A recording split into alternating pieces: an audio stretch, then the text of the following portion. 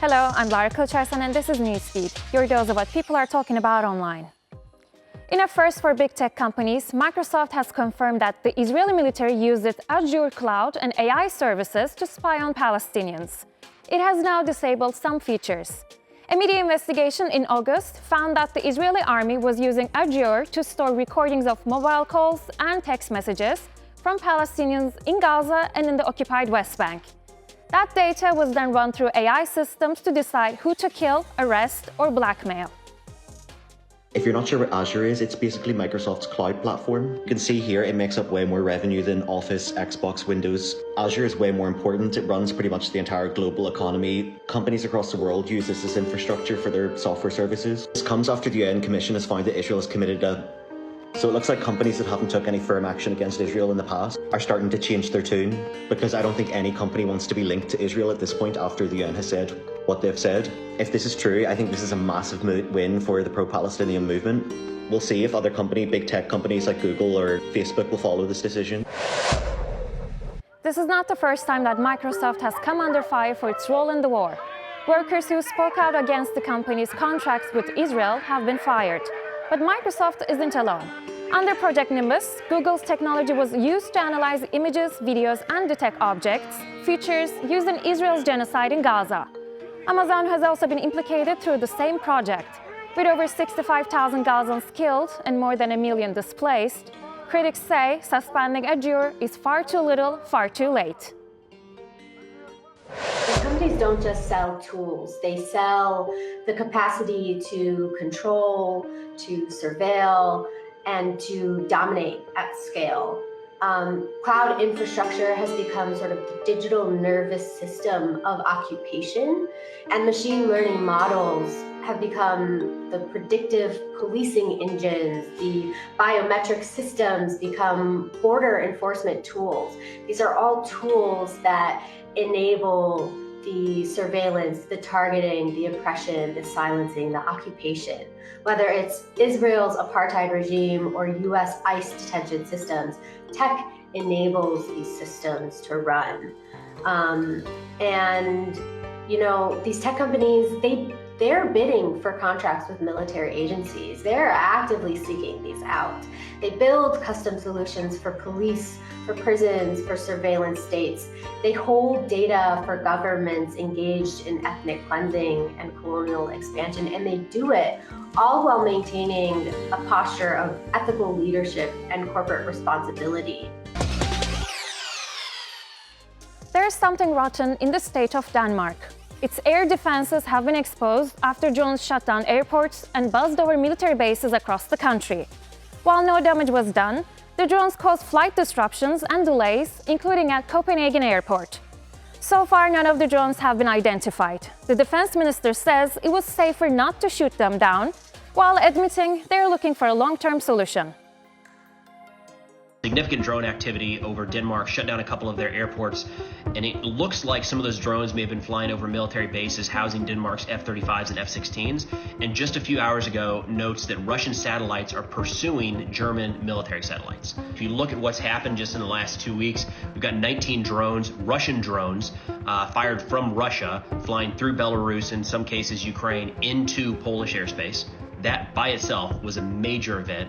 Then a couple days ago, we had 3 Russian manned military jets flying through Estonian airspace for 12 minutes. That was a major focus at the UN General Assembly just a couple days ago.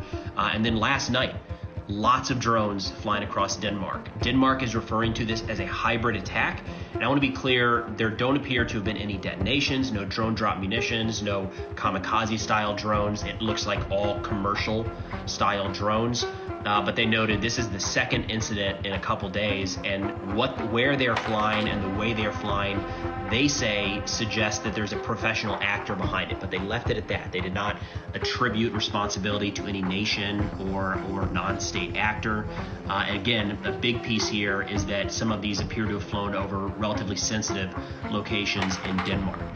As you've just heard, Denmark isn't alone. In recent weeks, Norway, Estonia, Poland, Bulgaria, and Romania have all faced what NATO calls hybrid warfare.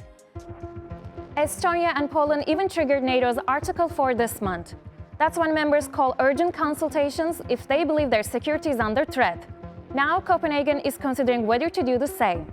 Meanwhile, Moscow denies any involvement, saying it didn't cross into Estonia and that the Polish airspace encroachment wasn't deliberate. The issue came into focus at the UN General Assembly this week. Volodymyr Zelensky used his speech in New York to issue a warning about Vladimir Putin expanding the war beyond Ukraine, while Russia doubled down, flat out rejecting the claims. Stopping Russia now is cheaper than wondering who will be the first to create a simple drone carrying a nuclear warhead. So we must use everything we have together to force the aggressor to stop. At this point, I think it is very clear that the recent drone incursions into Poland, Romania, Denmark, and Norway are not random and not unintentional. Russia is testing NATO's air defense systems, and the inability to stop them from doing that, the inability to show a very strong response, is only working towards their goal, to show the global south the weakness of the West and to continue doing whatever they want. Our former European partners, if you want to get hysterical, to ferment, and to continue to levy baseless accusations, go right ahead, but do that without our participation.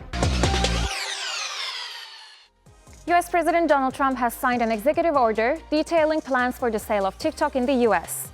The plan would give American investors the bulk of the app's US assets, leaving around 20% with its Chinese owner ByteDance. Names being floated for the new US franchise include Oracle co-founder Larry Ellison, Dell CEO Michael Dell, and media mogul Rupert Murdoch.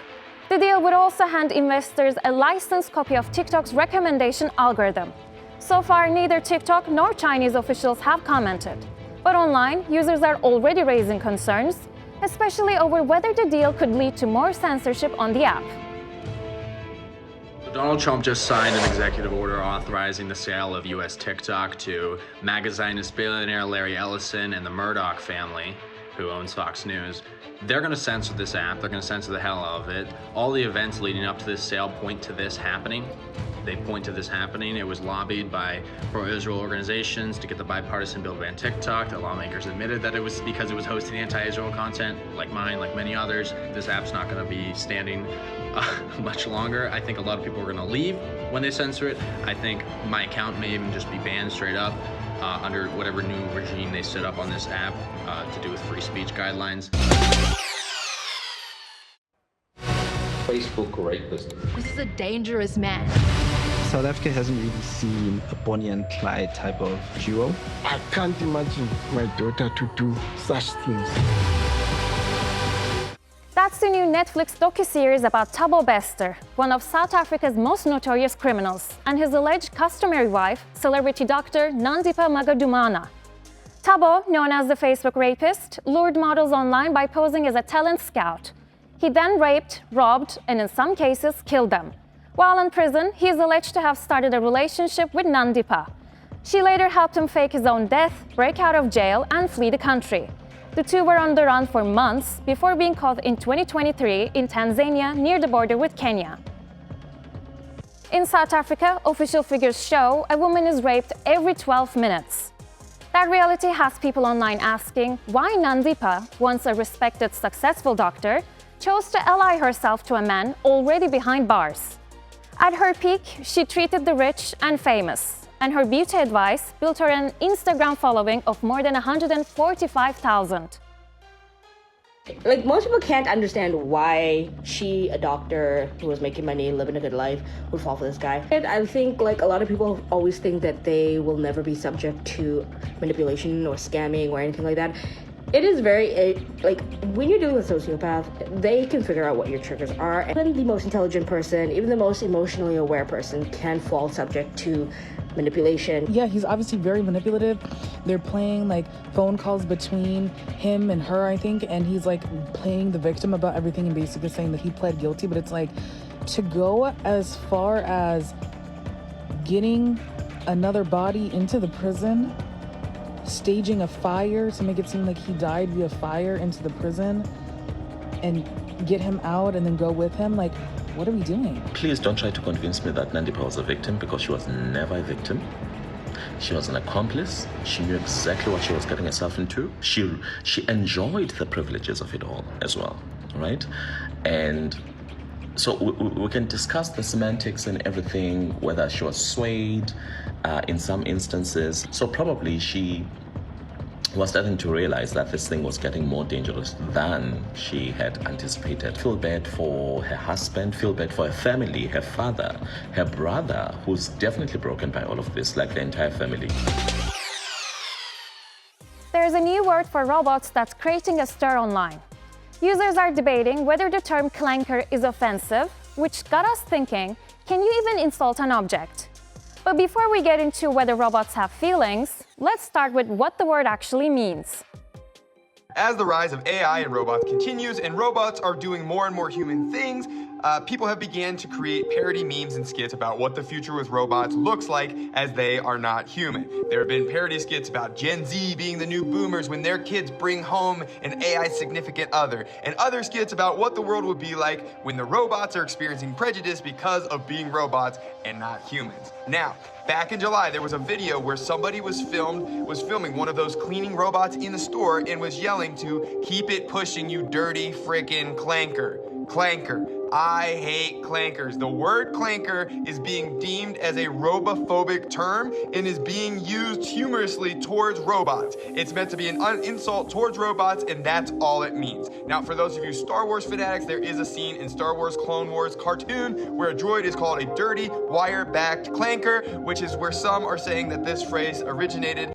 One of the weirdest things about you guys using clanker as a slur is that you're trying to dehumanize robots, but at the same time you're paradoxically humanizing them. I mean, think about it, we have plenty of derogatory terms for non-humans, like mongrel for dog or vermin for wild animals. And yet nobody would say that those are slurs, even though we do generally agree that clanker is a slur. And that's because the idea of a slur requires a high degree of anthropomorphization in order to work. It's meant to insult a people group, so you first have to elevate the robot to near personhood before you can put it down. This is literally reflected in how clanker draws its power from analogy to the actual N-word, or how the similar term wireback comes from the slur for Mexican people. That implicitly places clanker on an equal footing with a human minority you don't like, which is already weird in and of itself. But now consider the alternative phrase cogsucker, which is also trending. That's clearly meant to be insulting, but it's not a slur because it doesn't equate itself with a specific kind of person. Same with the terms mongrel or vermin. They're demeaning to animals, but they don't claim to be slurs. So what you're actually doing with clanker is you're personifying AI just enough to treat it as subhuman. And I recognize that it's supposed to be a joke, but the more we mentally legitimize artificial intelligence as human, even subconsciously, the easier it is to believe in misinformation or fall into a loop of AI psychosis.